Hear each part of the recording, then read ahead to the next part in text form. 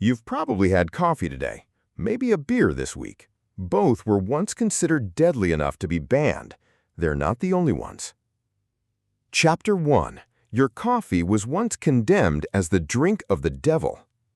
In the late 1500s, coffee had spread from the Middle East into Christian Europe through trade routes, arriving as a strange, dark, bitter drink from what many at the time called the land of the infidels. Some advisors close to Pope Clement VIII wanted it banned entirely, calling it the bitter invention of Satan, partly because it came from Islamic culture and partly because of the intense energy it seemed to give people. Before making a ruling, the Pope insisted on tasting it himself. According to the story passed down for centuries, after a few sips, he declared it was too delicious to leave only to non-Christians and joked that the church should baptize it instead of banning it outright. Historians still are uncertain whether this happened exactly as the legend describes, or whether it was a later story built around a real papal decision, but the tale spread widely enough to shape how coffee was accepted across Catholic Europe. Chapter 2. Your beer once poisoned thousands of people by accident. In the year 1900, breweries across the Midlands and northwest of England were using sugar contaminated with arsenic, introduced through impure sulfuric acid during the sugar refining process. Nobody involved in brewing had any reason to suspect the sugar itself, since it looked and tasted completely normal. Over 6,000 people were poisoned as a result, and more than 70 of them died, making it one of the largest mass poisoning events in British history. For months, doctors misdiagnosed the illness as alcoholic nerve damage, since the symptoms, including numbness and muscle weakness, looked similar to long-term alcohol abuse. It wasn't until cases kept multiplying in strange patterns, concentrated heavily around Manchester, that investigators traced the source back to the sugar supply itself. The incident triggered one of the first major food safety crises in British history and led to stricter regulations on industrial chemicals used anywhere near the food supply chain. Chapter 3. Your potato used to be blamed for poisoning entire families. For centuries, potatoes were viewed with deep suspicion in parts of Europe, partly because they belonged to the same plant family as genuinely toxic nightshades, like deadly nightshade itself.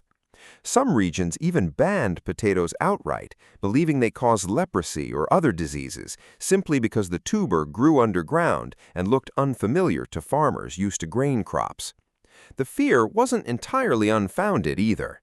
In 1899, 56 German soldiers were poisoned after eating potatoes containing high levels of solanine, a natural toxin that forms when potatoes are exposed to light and turn green. In 1918, a poisoned batch in Glasgow affected over 60 people across 18 separate households, and a 5-year-old boy died from the reaction after severe vomiting. The danger was real, but it came specifically from improperly stored, sprouting, or green potatoes, not from the vegetable itself when handled correctly. Chapter 4. Your tomato was blamed for deaths it never actually caused. When tomatoes arrived in Europe from the Americas in the 16th century, wealthy families began serving them on pewter plates, a metal alloy that contained high amounts of lead.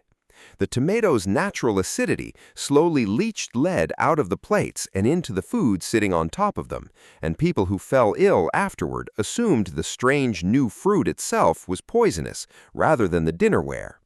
For roughly 200 years, tomatoes were treated with deep suspicion across parts of Europe, grown mainly as ornamental garden plants rather than food, admired for their appearance but rarely eaten.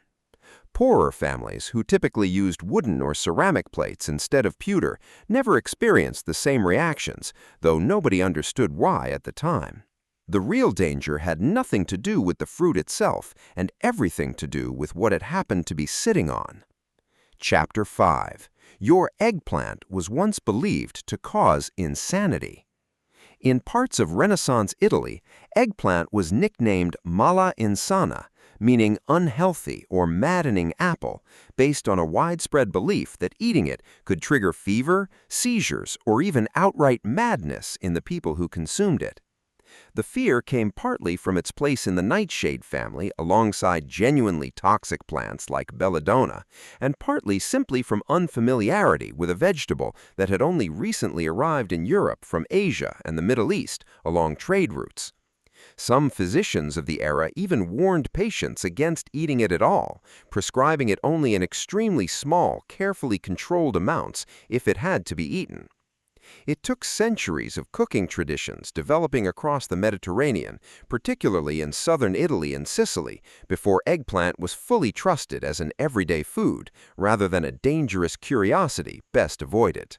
Chapter 6. Your cashews are never sold the way they actually grow. Raw cashew shells contain urushiol, the exact same chemical compound found in poison ivy and poison oak, and direct contact with it can cause painful skin blistering, or worse if the shell is cracked improperly and the oil makes contact with skin or eyes. This is the reason cashews are never sold in their raw shells the way almonds or walnuts often are. Every single cashew you've ever eaten has already been carefully steamed or roasted at high temperatures specifically to neutralize the toxin before the shell is even removed by hand, a step that adds significant labor and cost to every bag you buy. Chapter 7. Your rhubarb pie could have used the wrong part of the plant entirely.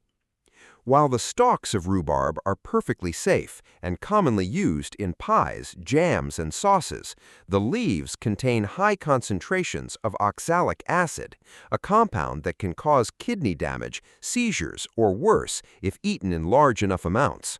In the early 20th century, wartime food shortages in Britain led some households to experiment with eating rhubarb leaves as a vegetable substitute when other produce was scarce, resulting in several documented poisoning cases reported at the time.